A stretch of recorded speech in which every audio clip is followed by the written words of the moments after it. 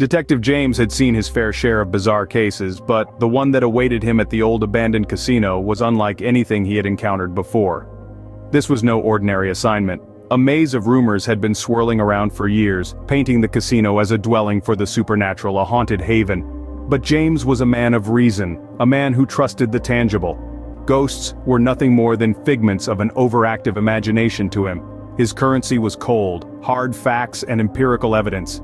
As he ventured into the dimly lit casino, a shiver of anticipation ran down his spine. The atmosphere was thick with the dust of time and the scent of decay, a tangible testament to its forgotten past. The once lively slot machines now stood silent like a graveyard of dreams, their vibrant chimes replaced by an eerie quiet. The roulette wheel, once a whirlwind of excitement, was now covered in a layer of grime, its spinning days long gone. But the allure of the unknown drew him in deeper. Towards the back of the casino, in the shadows, James found Mr. Thompson, the owner of this ghostly establishment. A man of palpable fear, his voice wavered as he spoke. "Detective James, I'm grateful you're here. I can't quite put it into words, but it seems we have a ghost on our hands." James couldn't help but raise an eyebrow at the absurdity of the claim. "A ghost, Mr. Thompson? I find that quite hard to digest. I'm not here to chase after phantoms. I'm here to investigate a possible crime, not ghost stories." But as the night unfolded, James would come to realize that this case was far from ordinary. It was a puzzle wrapped in a mystery, shrouded in a supernatural enigma. And as he delved deeper into the shadows of the haunted casino, he was about to face a challenge that would test his every belief. Little did he know, he was about to dance with the supernatural. He was about to play a game. A deadly game, with the ghostly gambler. Mr. Thompson led James to a room where a group of gamblers had been playing poker. The room was filled with a sense of dread, a stark contrast to the high-stakes excitement that usually characterized such a place. The centerpiece of the room was a poker table where a man lay lifeless, his face etched with the terror of his final moments. "This was the third death in as many months," Mr. Thompson explained, his voice shaking. Each time the players claimed they saw a spectral figure at the table just before death struck. But James, a man of facts and evidence, wasn't swayed by ghost stories. He had a crime to solve.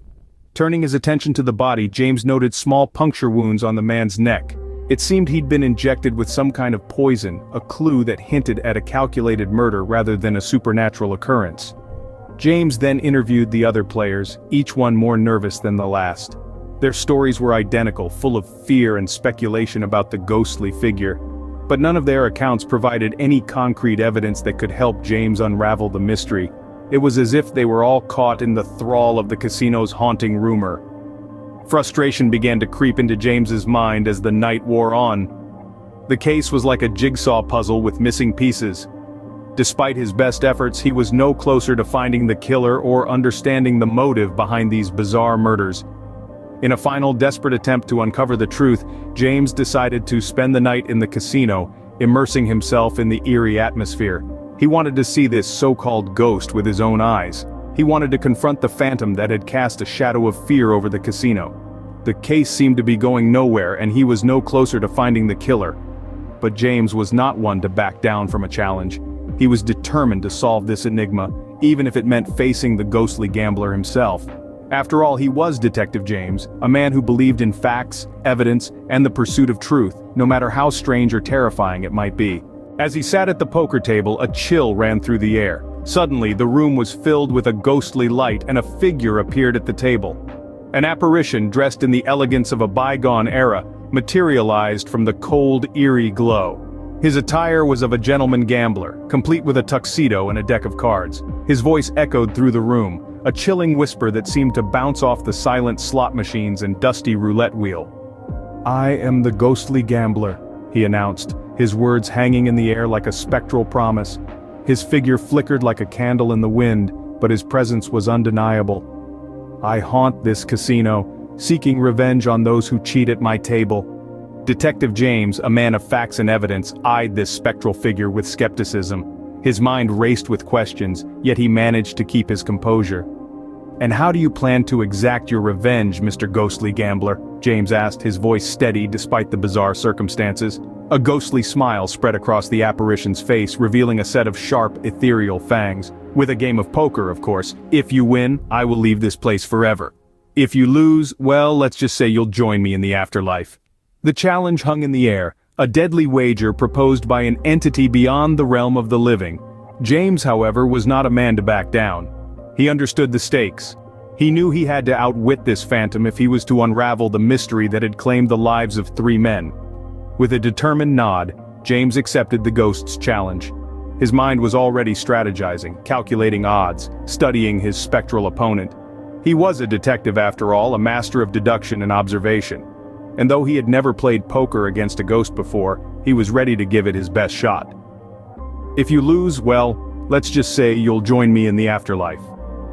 The ghost's words echoed once more, a chilling reminder of the perilous game James had agreed to play. But James was undeterred. He was ready to face the ghostly gambler, ready to gamble for his life. The game was intense, with James using all of his skills to outmaneuver his ghostly opponent. The stakes were sky high, and the tension in the room was palpable. James knew he had to keep his cool. He had to play the game of his life, not just for himself, but for the lives that had been lost at this haunted table. Each hand was a battle of wits and nerve. James's heart pounded in his chest like a drum, but he maintained a poker face, betraying no emotion. His opponent, the ghostly gambler, was unnervingly calm. His spectral form flickered in the dim light, his eyes gleaming with an eerie glow. Yet behind those ghostly eyes, James could see a glimmer of uncertainty. In this high-stakes dance, James was the matador, and the ghost, his bull. He had to be patient, wait for the right moment to strike. It was a test of endurance, a test of courage. But James was no stranger to adversity. He had faced down criminals, cracked unsolvable cases, and now he was playing poker with a ghost. As the game progressed, James began to gain the upper hand. He was calculated, strategic, playing each card with precision. The ghost, on the other hand, was starting to falter, his once confident demeanor wavering. James could see it in his spectral form, a flicker of uncertainty, a hint of fear. The final hand was dealt. James looked at his cards, his face impassive. He pushed all his chips to the center of the table, a bold move, a final gambit. The ghost hesitated, then matched his bet. James laid down his cards, a royal flush. The ghost's form wavered, his eyes widened in surprise and defeat. In the end, James emerged victorious and the ghost disappeared in a puff of smoke. The chill in the room lifted, replaced by a sense of relief and triumph. James had not only won the game, but he had also outsmarted the ghost, freeing the casino from its spectral tormentor. The showdown was over, and James was left standing, victorious.